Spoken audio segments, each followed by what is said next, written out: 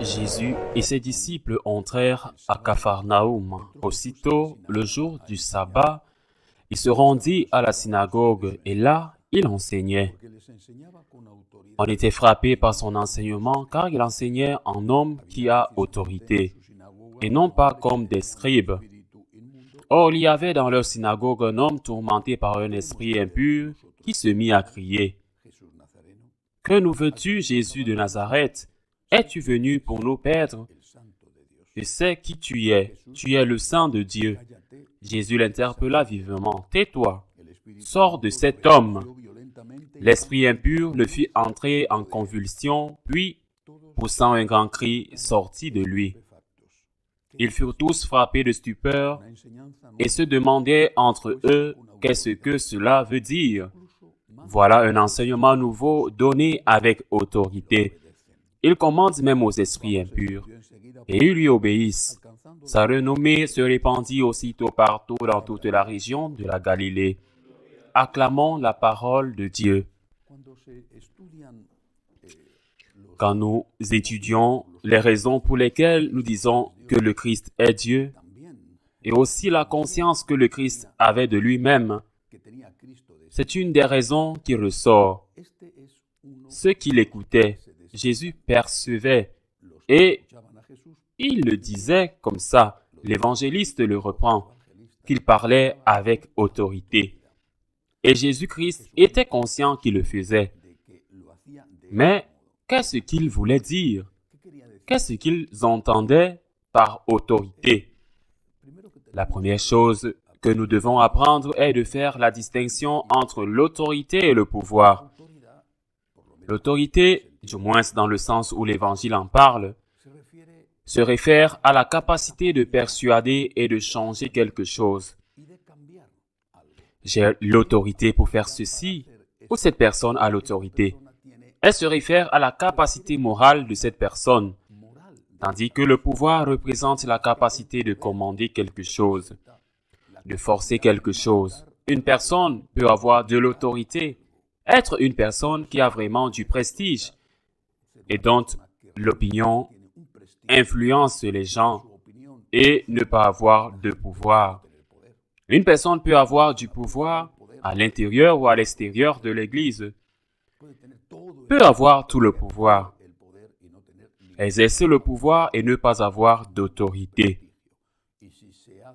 ne pas avoir le prestige. Et si elle fait ce qu'elle commande, c'est par la force et non pas par la conviction intérieure. Mais quand il parle de l'autorité de Jésus, il ne se réfère pas seulement à ce prestige, il ne se réfère pas seulement à ce prestige, à cette capacité de convaincre. Cette personne, quand elle parle, est une personne qui convainc.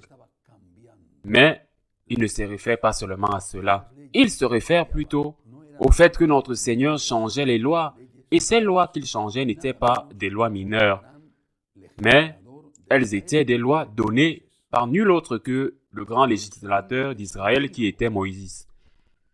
Vous avez entendu qu'il vous a été dit, notre Seigneur a souvent dit cela. Vous avez entendu qu'il a été dit, notre Seigneur a souvent dit cela. Vous avez entendu que l'on vous a dit, mais je vous le dis. Il est en train de changer les choses dans de nombreux aspects et ce n'était pas des aspects mineurs. Pour les Juifs, la question du respect du sabbat, par exemple, n'était pas et n'est toujours pas un aspect mineur, mais quelque chose d'essentiel et de très important pour les Juifs.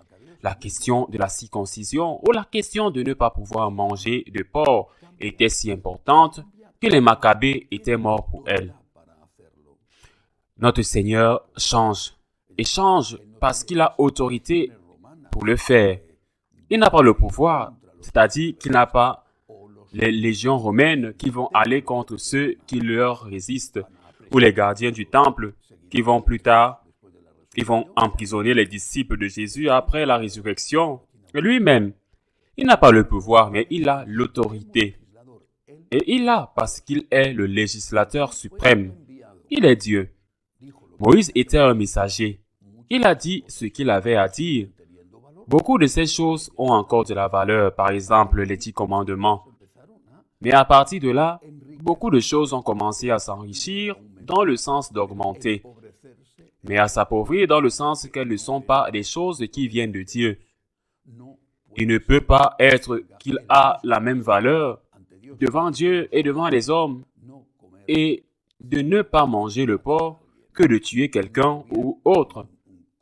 Cuisiner comme les Juifs ne le permettent pas, cuire la viande d'une vache dans le même pot que le lait qui est sorti de cette vache sont des choses de rang que parfois il ne vaut même pas la peine de qualifier de pertinent, mais pas même d'insignifiant. Pour nous, du moins, c'est quelque chose qui n'a aucune importance. Alors que tuer, voler, mentir a de l'importance. Notre Seigneur législateur suprême, parce qu'il est Dieu, va changer tout cela. C'est un peu de l'exégèse de la lecture d'aujourd'hui. Le Christ est Dieu. Il a autorité pour changer et c'est pourquoi il le fait. Et ceux qui l'écoutent le perçoivent. Cet homme parle avec autorité et change ce qu'on nous a dit avant. Comment peut-il le faire? Parce qu'il est au-dessus de tous ceux qui nous ont enseigné. Ce que nous avons cru jusqu'à présent, et qu'ils disent cette façon de parler est nouvelle. Son enseignement est nouveau. Cela a naturellement beaucoup dérangé ceux qui défendaient l'enseignement précédent. Mais alors, il y a autre chose, le diable. Ici, dans cet évangile, on nous parle de l'expulsion d'un démon d'une personne. C'est-à-dire qu'il y a une personne possédée par un démon et notre Seigneur lui ordonne de partir. De plus, le démon a rendu un témoignage sur lui. « Je sais qui tu es, dit-il. Je sais qui tu es, le Saint de Dieu. Tais-toi et sors de lui. » Et le démon lui obéit. Le démon existe. Ce n'est pas une blague. Ce n'est pas du cinéma de fiction. Ce n'est pas une histoire inventée pour tromper les enfants ou les adultes, pour leur faire peur. Le diable existe. Et le plus grand succès du diable est d'avoir fait croire à tant de gens qu'il n'existe pas. Le diable existe. Les démons existent. Mais le Seigneur a le pouvoir sur eux. C'est l'enseignement. Le diable existe, mais le Seigneur a le pouvoir sur eux parce qu'il est Dieu. Le diable n'est pas Dieu. Le Christ est Dieu. Dieu existe et est tout-puissant. Le diable ne l'est pas. Cela veut dire que si tu te mets au service du diable et que tu le fais à chaque fois que tu commets un péché, si tu te mets aux ordres du diable, tu peux avoir quelques avantages. Si tu voles, par exemple, tu as de l'argent qui n'est pas à toi. Mais à la fin, tu devras rencontrer celui qui est au-dessus du diable et qui te jugera. Le diable t'a servi. Le Christ te libère. Le diable t'invite au mal. Le Christ t'invite au bien. Le Christ t'invite à l'amour. Je pense que cela suffirait pour demander au Seigneur de nous libérer de nos démons particuliers. De nous libérer, de nous aider à vaincre les tentations afin que nous puissions être avec lui sur la terre et au ciel. Le Christ est Dieu. Ne l'oublions jamais. Il parle avec autorité et cela ne peut être dit d'aucun homme. Seulement de ceux qui parlent en se référant aux paroles du Christ. Non pas en changeant les paroles du Christ, mais en commentant, en glosant, mais sans changer les paroles du Christ. Ainsi soit-il.